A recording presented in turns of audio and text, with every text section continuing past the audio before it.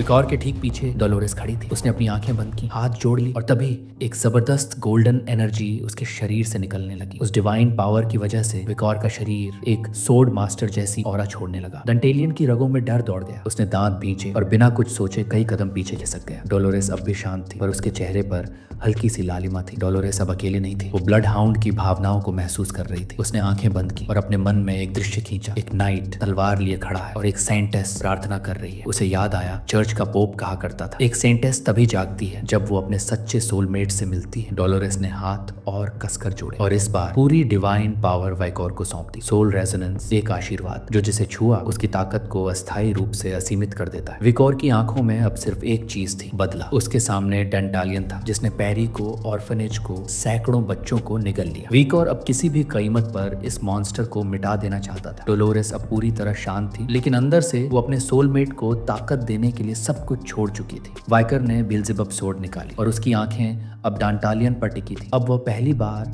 Supreme realm में कदम रख चुका था। डांटालियन के चेहरे का रंग उड़ गया। ये क्या? ये लड़का मास्टर ऑफ द सोर्ड बन गया। उसके पसीने छूटने लगे। ह्यूमंस में ये लेवल सिर्फ चुनिंदा लोग ही छू सकते हैं, वो भी बस रॉयल या महान फैमिलीज के वारिस। विकोर ने मुट्ठी भींच ली और एक बेहद ठंडी, नफरत से भरी नजर के साथ डंटालियन की ओर बढ़ने लगा। डंटालियन को समझ ही नहीं आया कि वो उल्टा क्यों दिख रहा है, लेकिन सच्चाई ये थी उसका सिर विकोर ने पहले ही काट दिया था। उसे समझ ही नहीं आया ये कब हुआ। विकोर अब एक के बाद एक तेज और लगातार स्लैशेस करने लगा। डंटालियन का शरीर मानो भूसे जैसा कटने लगा। पलकों में ही विकोर ने उसे चीर कर रख दिया। उसका सिर अब टेंटिकल्स के बिना जमीन से टकराया, तेज दर्द के साथ, और तभी विकोर ने उसका सिर जोर से कुचल दिया। अब वो डीमन अकेला था। सारे सोल्स प्यूरिफाई होकर जा चुके थे। उसके पास अब कोई छुपी हुई शक्ति नहीं थी। विकोर की आंखें अब भी जली हुई थी और डेंटालियन की आंखों में अब डर था। विकोर ने और भी जोर से उसका सिर दबाया। डेंटालियन अब पसीने में भीग चुका था, डर से कांपता हुआ कह रहा था, मैं तो बस डीमन वर्ल्ड का गेट खोलना चाहता था। ये लड़का सब कुछ बिगाड़ देगा। मैं इसे मार दूंगा, चाहे अपनी जान ही क्यों ना देनी पड़े। विकोर अब आखिरी वार के लिए तैयार हो चुका था, लेकिन तभी उसने कुछ देखा जो उसकी आंखों में हैरानी भर गया। डेंटालियन का चेहरा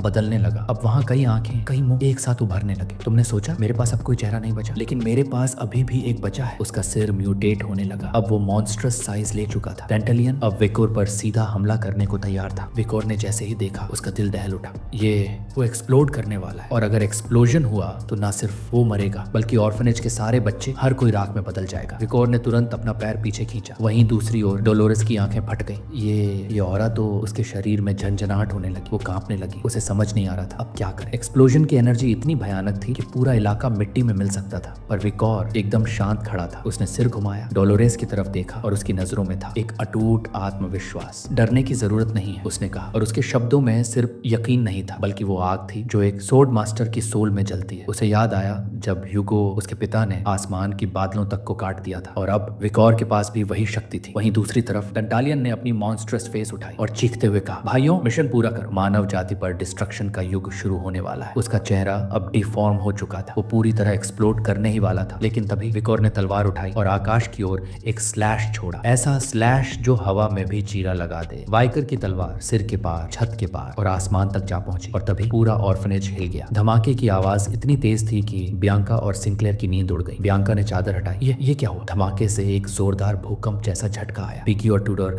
दोनों डर के मारे उछल पड़े। सांचो अब भी आधी नींद में था, पर बाकी सब हैरान थे। दूसरी ओर डोलोरेस अब भी प्रार्थना कर रही थी, आंखें बंद, हाथ जुड़े हुए, पूरे दिल से विकोर पर विश्वास। कुछ सेकंड बीते, शांति छा गई, और फिर उसने धीरे से आंखें खोली। जो नजारा उसके सामने था उसने उसे अंदर तक झकझोर दिया। ये क्या? वो चुपचाप घुटनों पर गिर गई। उसके सामने विकोर एक घुटने पर बैठा था, हाथ जमीन पर। उसका वार डॉर्मेटोरी की छत को चीरता हुआ जमीन में दरार छोड़ गया था, और फिर बादलों को काटता हुआ आसमान तक जा पहुंचा, और ऊपर एक सुनहरा आसमान खुल चुका था, सितारों से भरा एक डिवाइन स्काई। सिंक्लेयर ने खिड़की खोली और उसकी आंखें फटी की फटी रह गई। आसमान कट गया है, ये पॉसिबल है? वो पूरी तरह शॉक में थी। इंडुला ऑर्फनेज का वो मिडनाइट ब्लास्ट पूरी रॉयल कैपिटल को हिला गया। लोगों ने अफवाहें उड़ाई, फिर से हमला हो गया, एक और ऑर्फनेज पर एक और टेररिस्ट अटैक, और इस बार भी नाइट ब्लड हाउंड को ही जिम्मेदार ठहराया गया। चारों ओर केओस फैल चुका था। विकोर का वार इतना खतरनाक था कि आसपास की कई इमारतें तबाह हो गई। क्राउड जमा होने लगा। बियांका भी वहीं थी, काफी हैरान। उसके पीछे खड़ी सिंक्लेयर ने शांत स्वर में कहा, डरावना है, ऐसी जगह पर हमला जहां हम थे। पिगी ने अपना बैकपैक पहना और अब डर उसे घेरने लगा। इतना सब कुछ एक ही दिन में हो गया? ट्यूडर क्राउड की ओर देखने लगा। उसकी आंखों में था गुस्सा, मुट्ठी भींची और दिल में थी आग। सांचो धीरे से कहा, कल रात को एक मौका था, नाइट ब्लड हाउंड को पकड़ने का वो सोच रहा था। अगर वो उस दिन उसे पकड़ लेता तो शायद उसे भी कोई हीरो मानता। तभी उसने कुछ नोटिस किया। ये अजीब है, उसने कहा। एक्सप्लोजन हुआ पर कोई मरा नहीं। पिगी ने चौंक कर उसकी तरफ देखा और एकदम गंभीर लहजे में बोला, सांचो जुबान संभाल के बोल। सामने डोलोरेस खड़ी है। डोलोरेस अब धीरे धीरे एक आदमी के साथ वहां से दूर जा रही थी। पिगी ने उसकी तरफ देखा। क्विल्टी, उसने धीरे से कहा। ऑर्फनेज का डायरेक्टर वो भी गायब है और साथ में उसके नाइट एस्कॉर्ट्स भी। सांचो की नजर वहीं टिक गई। वो चुपचाप देखने लगा। कुछ ही दूरी पर डोलोरेस ने रुक कर अपनी कोहनी थामी और नीचे जमीन को देखने लगी जैसे वो खो सी गई। उसके बगल में खड़ा आदमी पिएट्रो, उसने ठुड्डी पर हाथ रखा और सोचना शुरू किया। क्विल्टी दोषी था, उसने सोचा। मुझे तो पहले से शक था लेकिन ये नहीं पता था कि वो एक डीमन बन चुका है। उसने सिर घुमाया। नाइट ब्लड हाउंड ने समस्या को सुलझाया। भले ही वो एक खतरा है लेकिन उसने उस सड़े हुए हिस्से को काट फेंका जिसे बाकी सब छुपा रहे थे। अब वो दोनों मेन एंट्रेंस की ओर बढ़ रहे थे जहाँ रिपोर्टर्स की भीड़ लगी हुई थी। पिएट्रो को शक था क्या पब्लिक इस सच्चाई को मानेगी। तभी डोलोरेस रुकी, कुछ सेकंड सोचती रही और फिर पीठ घुमा ली। माफ करना पिएट्रो, उसने कहा। अब जो होने वाला है उसके लिए पिएट्रो कुछ पल तक चौंक गया। ये क्या करने जा रही है। और तभी डोलोरेस सीधा रिपोर्टर्स की ओर बढ़ने लगी। कुछ कैमरास ऑन हो चुके थे, कुछ पत्रकार रेडी थे हर शब्द लिखने के लिए। कृपया मेरी बात सुनिए, उसने सबको कहा। उसने हाथों को पेट पर रखा और धीरे धीरे उनके करीब जाने लगी। लोग अब उसे पहचान चुके थे। सेंटेस डोलोरेस, वो कुछ कहने वाली है। डोलोरेस ने अपनी शर्ट के अंदर हाथ डाला और एक नोटबुक निकाली। उसे देखते ही उसे याद आ गया कल रात एक्सप्लोजन से ठीक पहले विकर उसके पास आया था। उसकी आंखों में आग थी पर लहजा शांत। उसने नोटबुक पकड़ा दी और सिर्फ इतना कहा, इसमें वो सारी सच्चाई है। अब ये तुम्हारे हाथ में है, तुम इसका क्या करोगे। अब वापस वर्तमान में उसने नोटबुक खोली और सबके सामने ऊंचा करके दिखाने लगी। उसकी आंखों में अब कोई संकोच नहीं था, बस आग थी, क्रोध था और सच्चाई। इंडल्जेंस सेल्स, इस चर्च ने पापों को सोने में बेचा है। सेंडर क्विल्टी रूनिन डोलेना, रेसिपिएंट कार्डिनल हम्बर रूनर क्वाटिस। विस्काउंट बिकॉइन ने उन माता पिता को मारा जो अपनी इनहेरिटेंस दान देना चाहते थे। उनकी मौत को एक्सीडेंट दिखाया गया और पापों की क्षमा 1.5 बिलियन गोल्ड कॉइन्स में बेच दी गई। सैंचो, पिगी, ट्यूडर सब सुनते रह गए। किसी के पास कुछ कहने को नहीं था। बैरन लिसो, एक मासूम लड़की को मारकर उसे सीवर में दफना दिया और उसका पाप सिर्फ 200 मिलियन गोल्ड कॉइन्स में फॉरगिवन। सरफेग अपने बिजनेस पार्टनर की हत्या कर दी, सारा निवेश हड़प लिया और उसका पाप माफ हुआ 800 मिलियन में। सिंक्लेयर और बियांका की नजरें अब बस डोलोरेस पर टिक चुकी थी। रिपोर्टर्स एक दूसरे से फुसफुसाने लगे। एक ब्राउन हेयर्ड जर्नलिस्ट बोली, ये चर्च है या गोल्ड बैंक। दूसरा पत्रकार चुप था। डेमंस को इंटेलिजेंस बेच दी, अब ये लोग फॉरगिवनेस की भी कीमत लगाने लगे। रिपोर्टर्स के बीच से एक ग्रे हेयर्ड जर्नलिस्ट बोल पड़ा, ये कैसे हो सकता है। कार्डिनल हम्बर्ट और क्विल्टी, इम्पॉसिबल, वे ऐसा कभी नहीं कर सकते। पर वहीं खड़ी एक महिला ने गुस्से में कहा, सेंटेस खुद कह रही है सामने खड़े होकर। और अब डोलोरेस ने अपनी उंगली से नोटबुक में एक और नाम की ओर इशारा किया, काउंट टेजेल। टैक्स इवेजन, 100 अरब सोने के सिक्के, पर डोनेशन दी सिर्फ 300 मिलियन और सारे पाप माफ। भीड़ में खामोशी छा गई। अब डोलोरेस की आवाज में एक कंपन नहीं, आग थी। अब मैं डरकर नहीं रुकने वाली, न अपने पिता से न इस करप्ट एम्पायर से। मैं अपनी खुद की नजर में गिरना नहीं चाहती। मैं डोलोरेस लून को वदीस ये मानती हूँ कि पाप वो चीज है जिसे न खरीदा जा सकता है और न बेचा जा सकता है। जो ऐसा करता है वो खुद ईश्वर का अपमान करता है और मैं उसे कभी माफ नहीं करूंगी। उसके शब्द अब हवा में गूंज रहे थे, सच की तरह, कड़वे लेकिन जरूरी। उसी वक्त थोड़ी दूरी पर एक पुरानी खामोश सी जगह जहाँ बच्चे खेला करते थे, विको बैठा था सीमेंट के उस स्लैब पर जहां पहले वो और पैरी बैठते थे। उसने अपने हाथ पीछे टिकाए और आसमान की तरफ देखने लगा। धूप एक पेड़ की टहनियों से छन रही थी, उसी पेड़ से जिसके नीचे वो दोनों अक्सर बैठते थे। पैरी की यादें हर किरण में उतर रही थी। विकोर की आंखें शांत थीं। सेंटेस, उसने सोचा। इतनी बार सब कुछ दोहराने के बाद भी उसकी सोच नहीं बदली। आज भी वो उतनी ही सच्ची, उतनी ही निडर। उसने पेड़ की ओर देखा। धूप से ढकी हुई शाखाएं धीरे धीरे हिल रही थी। अब एलिट कोर्प में से सिर्फ 8 बचे थे। विकोर की आंखें उदासी से भर आई। हवा चली, पत्ते सरसराए। उसने अपना हाथ वहां रखा जहां पैरी बैठा करती थी। फिर वह धीरे से उठा। एक दिन इस रास्ते के अंत में मैं एक ऐसा भविष्य बनाऊंगा जहाँ पैरी जैसी बच्चियां मुस्कुरा सकें, बिना डर के, बिना छिपे हुए। उस पेड़ के नीचे जमीन में एक क्रॉस गड़ा था। उसके चारों तरफ फूल रखे थे। उस पर एक नाम लटका हुआ था, पैरी। वो उसकी कब्र थी। कई घंटे बीत चुके थे। एकेडमी की एक सुनसान ऊंची मंजिल पर प्रोफेसर वेंसी मॉर्ग का रिसर्च ऑफिस था। डोलोरेस तेज कदमों से वहां पहुंची। उसके चेहरे पर गुस्सा साफ था। उसने दोनों हाथ जोर से टेबल पर रखे और प्रोफेसर की आंखों में सीधा देखती हुई बोली, आपने मेरा आर्टिकल क्यों नहीं छापा। मैंने जो लिखा था वो सच्चाई थी। आपने उसका जवाब नहीं दिया, बल्कि नाइट ब्लड हाउंड को आतंकवादी बना दिया। प्रोफेसर वेंसी, जो अब तक चुपचाप हाथ बांधे बैठे थे, धीरे से उसकी ओर देखने लगे। तुम ये सवाल पूछ रही हो क्योंकि शायद तुम्हें असली सच्चाई नहीं पता। उनकी आवाज काम थी लेकिन नजरें धारदार। तुम्हारा आर्टिकल कुछ लोगों को बहुत ऑफेंसिव लगा और एकेडमी हमेशा पॉलिटिकल न्यूट्रलिटी मेंटेन करती है। डोलोरेस का चेहरा सख्त हो गया। गुस्से की आग उसकी आंखों में थी लेकिन उसने खुद को रोका। प्रोफेसर ने ड्रॉर खोला, एक पेपर बाहर निकाला और धीरे से उसे उसकी ओर सरका दिया। उस पेपर में हेडलाइन थी, knight bloodhound, the shadow of terrorism in Quo Vadis family. Dolores ने ठंडी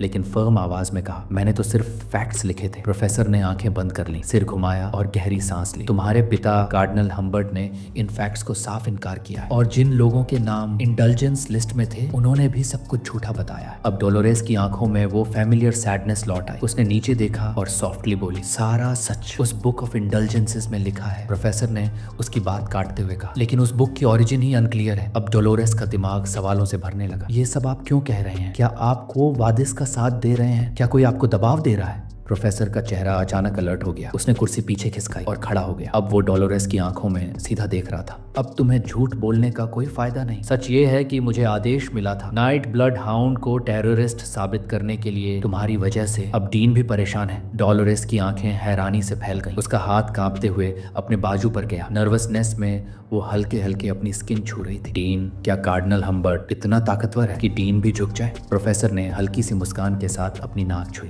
अगर सिर्फ कार्डिनल हम्बर्ट होता तो डीन उसकी कभी नहीं सुनता। डोलोरेस का चेहरा शॉक में बदल गया। अब उसका दिल तेज धड़कने लगा। उसने किसी का चेहरा अपने मन में इमेजिन किया, एक शांत बुजुर्ग चेहरा, एक मुस्कान जो पहले कंफर्टिंग लगती थी अब छल की तरह लग रही थी। पोप क्वो वाडिस में कार्डिनल से ऊपर सिर्फ एक ही इंसान है और वो है खुद पोप। उसने अपने सीने पर हाथ रखे और खामोशी से खड़ी रही। बाकी सब करप्ट हो सकते हैं पर वो, क्या वो भी अंधे हो चुके हैं या कार्डिनल उनकी आंख और कान बंद कर चुका है? प्रोफेसर ने एकदम काल्म एक्सप्रेशन के साथ उंगली उठाई, और एक बात, तुम्हारा आर्टिकल एक न्यूज़पेपर में छपने लायक नहीं है। उसे पढ़ते हुए लगा कि तुम नाइट ब्लड हाउंड की साइड ले रही हो। भूल गई वो एक आतंकवादी है। डोलोरेस ने कोई रिएक्शन नहीं दिया, लेकिन अंदर ही अंदर उसका खून खौल रहा था। नहीं, सच्चाई ये है, नाइट ब्लड हाउंड बुरा नहीं है। बुरा तो क्वो वाडिस फैमिली है और वो डीमन जो उनके बीच छिपा हुआ है। विकोर ने खुद बताया था, दुनिया में डीमंस अब भी जिंदा है और वो अकेला उनसे लड़ रहा है। आज प्रोफेसर से बात करने के बाद डोलोरेस को अब समझ आ गया था, विकर नाइट ब्लड हाउंड ये सब कुछ क्यों कर रहा था? वो अकेले लड़ रहा था क्योंकि बाकी दुनिया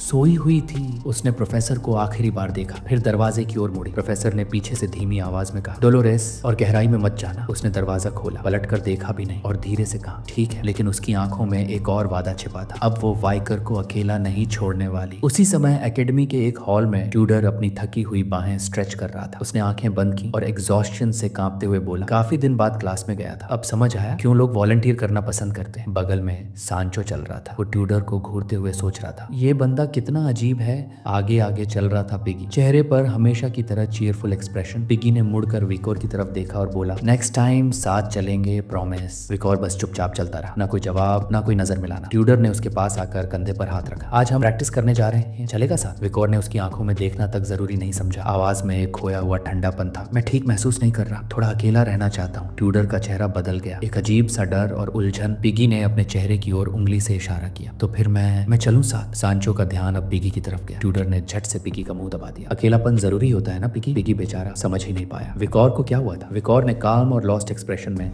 बस इतना कहा, थैंक यू। कुछ समय बाद विकोर अपने कमरे में गया, दरवाजा बंद किया, चुपचाप टेबल के सामने बैठ गया, अपने हाथों से बैकपैक खोला। उस दिन के बाद पहली बार मुझे खुद को ऑर्गेनाइज करने का मौका मिला। उसने बैकपैक के अंदर देखा, जो सोर्ड मास्टर की पावर उसे सेंटेस की ब्लेसिंग से मिली थी वो अब फेडेड हो चुकी थी। अब वो फिर से एक सुप्रीम ग्रेजुएट बन चुका था, लेकिन वो अनुभव, वो एक ग्लिम्स प्राइसलेस था। बैकपैक से चीजें निकालते हुए उसका हाथ उन 4 लेदरी सैक्स तक पहुंचा। डेंटलियन के गार्ड्स की मास्क। चारों सैक्स को मिलाते ही वो एक बड़ा भारी मास्क बनता था, एक कुत्ते के चेहरे जैसा dog faced human mask, relic born from the dark soul. विकोर को याद आया, रिग्रेशन से पहले उसने एक किताब में इस मास्क का जिक्र पढ़ा था। जितने ज्यादा अपने ही लोगों को ये मास्क मारता है उतनी ही इसकी शक्ति बढ़ती जाती है और इसकी रिकवरी पावर। मानव सीमा के पार वो मास्क उठाकर उसे गौर से देखने लगा। साइड इफेक्ट्स तो होंगे लेकिन रिस्क लेना पड़ेगा। बिना एक सेकंड गंवाए उसने वो मास्क पहन लिया। अगले ही पल उसकी आंखों में एक अजीब सी ब्लड लस्ट चमकी। वो शांत विकोर गायब हो चुका था। उसकी रेजिस्टेंस, उसकी ऑरा जो डेंटालियन की फाइट में खत्म हो गई थी, सब वापस लौट आई थी, स्वॉम्प सलामेंडर्स की तरह लिम्ब रिजनरेशन नहीं। ये मास्क तो फटीग और स्टैमिना तक बहाल कर रहा था। विकोर की आंखें खुली और उसे ऐसा लगा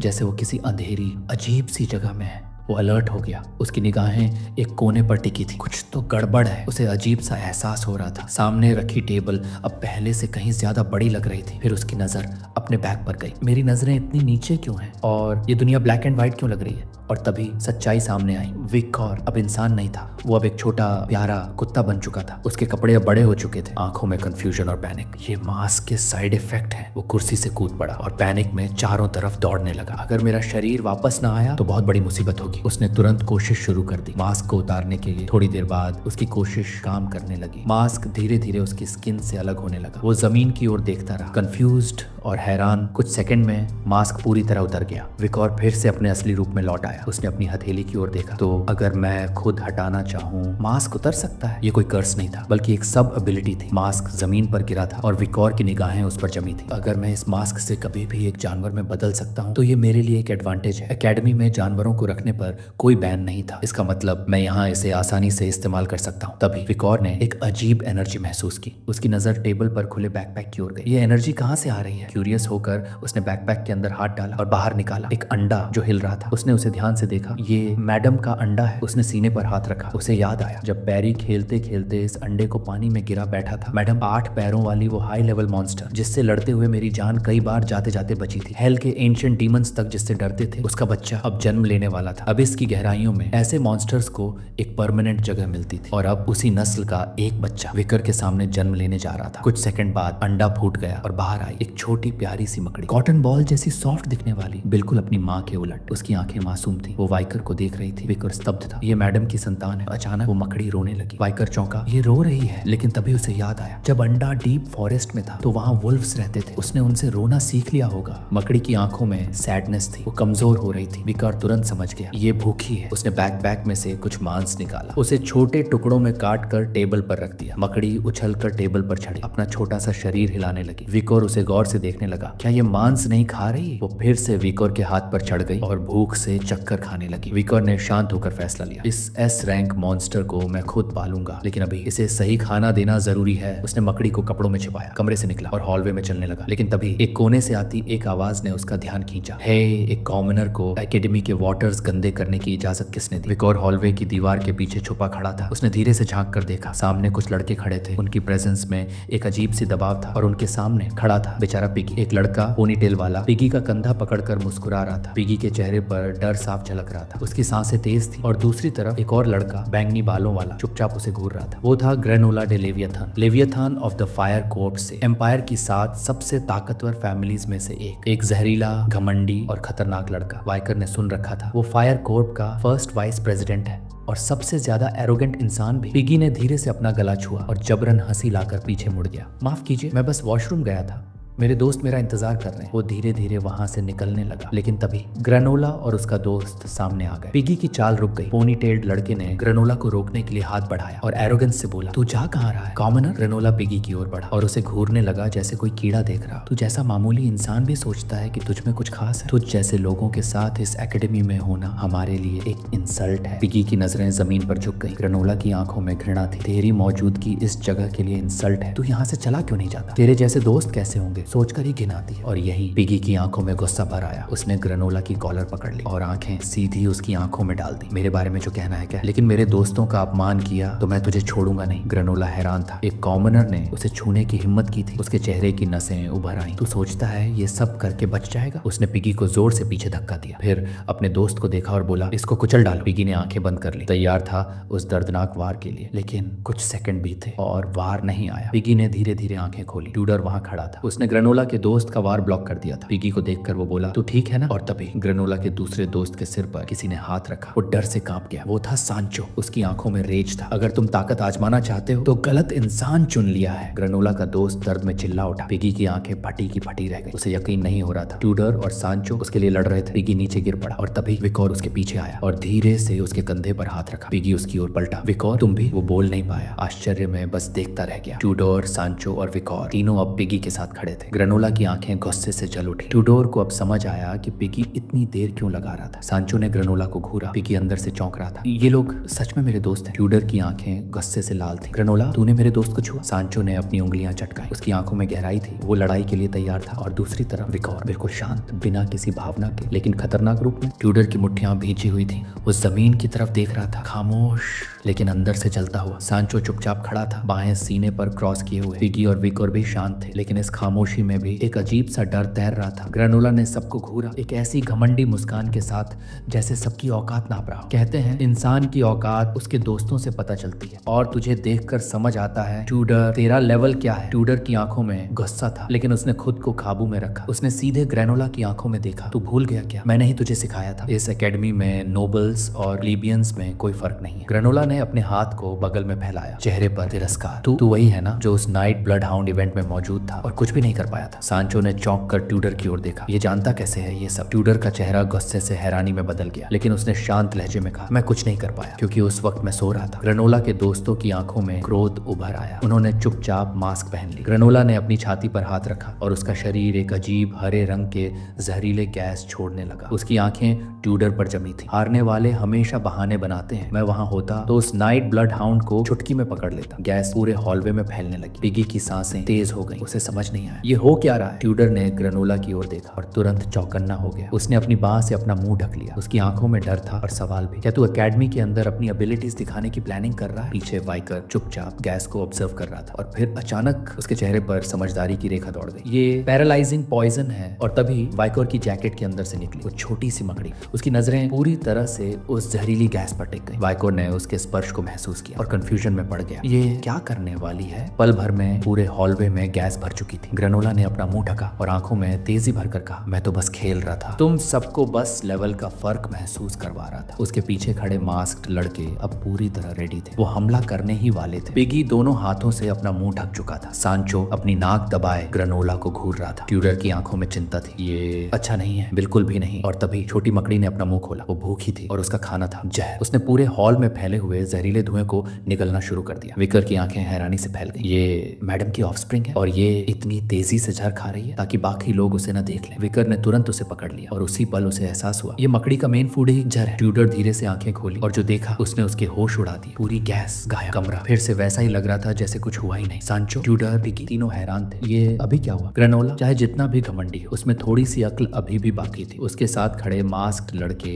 गैस के गायब होते ही सन्न रह गए। ये कहाँ चला गया सारा जहर? ग्रेनोला की आंखें हैरानी से फैल गई। उसका चेहरा पसीने से भीग गया। उसे खुद समझ नहीं आया ये हुआ क्या। तभी विकर ने वो छोटी सी मकड़ी फिर से अपनी जैकेट में छुपा दी और मकड़ी आराम से डकार लेने लगी। विकर ने तेजी से नजरें फेर ली ताकि कोई कुछ समझ न सके, लेकिन ग्रेनोला की नजरें उसी पर टिकी थी। उसे लगा जैसे पूरी गैस वाइकर के अंदर समा गई हो। क्या मैंने कुछ गलत देखा? ग्रेनोला ने अपनी बाहें क्रॉस की, आंखें बंद की और एक अजीब सी मुस्कान फैल गई। मैंने अपनी ताकत बेकार में बर्बाद कर दी इन मसल वाले बेवकूफों पर। ट्यूडर आगे बढ़ा, चेहरे पर एक शांति थी लेकिन आंखों में आग। मुझे पता है तू हमें कब से नीचा समझ रहा है। वो उसके सामने रुका, मुट्ठी भींची और आंखों में आंखें डाल दी। क्यों डर गया? क्या तू नहीं चाहता एक फेयर फाइट? ग्रेनोला अब सीरियस हो चुका था। उसकी आंखों में क्रोध लेकिन शांत सोच। ट्यूडर ने उसे याद दिलाया, मिड टर्म टीम कंपटीशन पास आ रही है और हारने वाली टीम को पूरे एकेडमी के चारों ओर बिना कपड़ों के दौड़ना पड़ेगा। ग्रेनोला ने ठंडी मुस्कान के साथ सिर हिलाया। Deal accepted. अब देखना मजा आएगा तुम्हारी हार कैसी दिखती है। और वो हाथ हिलाते हुए पीछे मुड़ गया एरोगेंट मुस्कान के साथ। ट्यूडर वहीं खड़ा रहा, आंखों में एक ही बात, अब ये पर्सनल है। पिगी जो अब तक खुद को गुनहगार समझ रहा था ट्यूडर के पास आया, सर झुकाकर धीमी आवाज में बोला, सॉरी। ट्यूडर ने उसकी तरफ देखा और शांत लहजे में बोला, सब ठीक हो गया पिगी, अब मैं उसके घमंड को चूर चूर करूंगा। पिगी की आंखों में आंसू आ गए। मैं बहुत कमजोर हूँ, पता नहीं कुछ कर पाऊंगा या नहीं। ट्यूडर मुस्कुराया। उसने पिगी के कंधे पर हाथ रखा। तू समझदार है पिगी, तेरी ऑब्जर्वेशन स्किल्स कमाल की हैं और वही असली ताकत होती है। अब सभी हॉलवे में साथ चलने लगे। ट्यूडर ने हंसते हुए हाथ बढ़ाया। मिड टर्म में हम एक टीम बनाएंगे, सैंचो और मैं वैनगार्ड, पिगी मिडिल कमांडर और विकॉर रियर गार्ड। ये मैच तो हमारा होगा। पिगी की आंखों में चमक आ गई, चेहरे पर पहली बार पूरी मुस्कान। सांचो ने पिगी को देखा और उसके मुस्कुराते चेहरे को देख खुद भी हल्के से मुस्कुराया। लेकिन दूसरी तरफ विकॉर अब तक चुप था। उसे हारना मंजूर नहीं था, लेकिन ग्रेनोला से जीतने के लिए वो किसी भी टीम का हिस्सा नहीं बनना चाहता था। पिगी जोश में था, विकॉर लेट्स गो। लेकिन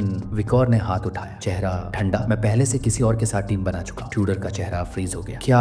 पिगी घबरा गया। तू उससे इनकार नहीं कर सकता क्या? विकॉर ने छत की तरफ इशारा किया। एक वादा किया है, वो निभाना जरूरी है। पिगी हक्का बक्का था। सांचो और बाकी सब गुस्से में। अब सिचुएशन देख, अगर हम हार गए तो पूरे एकेडमी में बिना कपड़ों के। विकॉर की आंखों में कोई भावना नहीं थी, चेहरा शांत और निगाहें कहीं और। कुछ भी नहीं कहा, ना हाँ ना ना, बस खामोशी। और फिर एक हफ्ता बीत गया।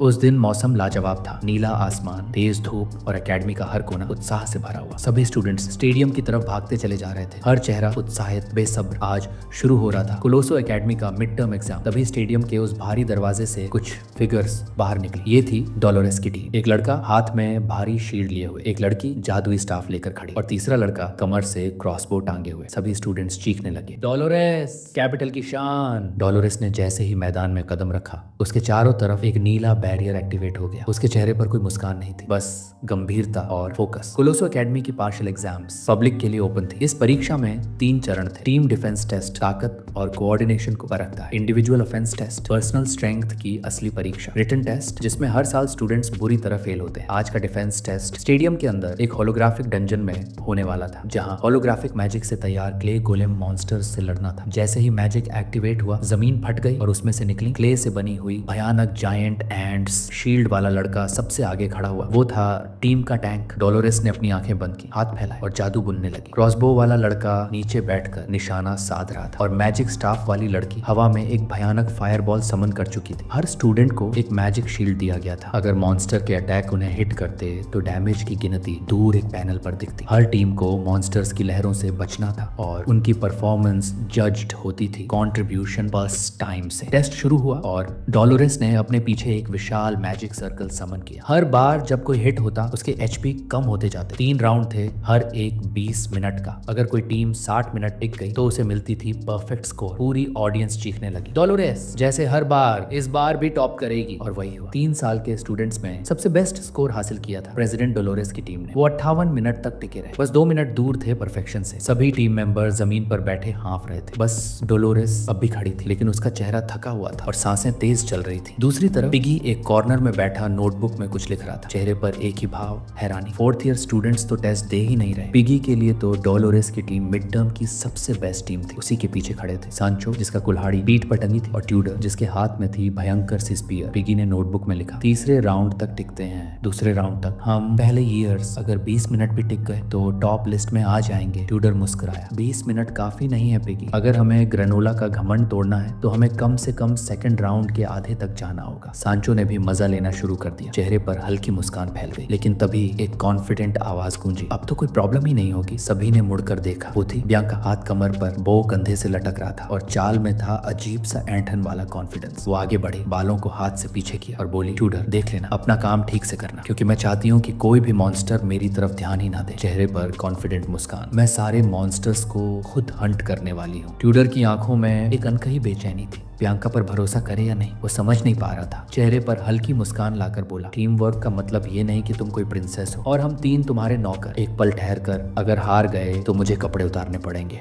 तो जरा सीरियस हो जाओ। बियांका हंस पड़ी, तुम्हें नंगा देखने का तो मेरा भी कोई इरादा नहीं, मेरी आंखें ही सड़ जाएंगी। लेकिन फिर चेहरा गंभीर हुआ और बोली, बस तुम अपना काम ठीक से करना। सांचो अब भी शांत था, चेहरे पर सीरियसनेस, लेकिन एक टुकड़ा भी घबराहट नहीं। धीरे से बोला, मैदान पर लड़ाई होने वाली है, दुश्मन के सामने कोई नखरे काम नहीं आते। ट्यूडर और बियांका अब एक दूसरे की तरफ पीठ करके खड़े थे। पिगी ने सब कुछ नोटिस किया। उसकी आंखों में कंफ्यूजन भरने लगा। कुछ तो गड़बड़ है, ये दोनों आपस में ठीक नहीं है। लेकिन फिर उसकी नजर ऊपर उठी, आसमान की तरफ। उसके दिमाग में एक ही सवाल गूंज रहा था, वैकोर कहाँ है? स्टेडियम के एक और हिस्से में खड़ा था वो लड़का जिसे अब तक सबने इग्नोर किया था। विकॉर, चेहरा सीरियस, बिल्कुल इमोशनलेस। धीरे से बोला, मुझे भीड़ की नजर में आना पसंद नहीं है, लेकिन कुछ ऐसा हो गया कि लोग नोटिस करने लगे हैं। अब इससे ज्यादा अटेंशन मिली तो दिक्कत हो जाएगी। फिर एक गहरी सांस लेकर अपने टीममेट से कहा, अब तुम लोग पागलपन दिखाओ ताकि मुझे कुछ करने की जरूरत ही ना पड़े। उसके सामने खड़े थे 3 ब्लॉन्ड लड़के, triplets, high bro, middle bro और लो ब्रो। उनकी आंखों में एक्साइटमेंट था। मास्टर ने हमें पहला मिशन दिया है, हमें उन्हें किसी भी हाल में प्रोटेक्ट करना है। तीनों ब्लश कर रहे थे, जैसे किसी भगवान के दर्शन हो गए हों।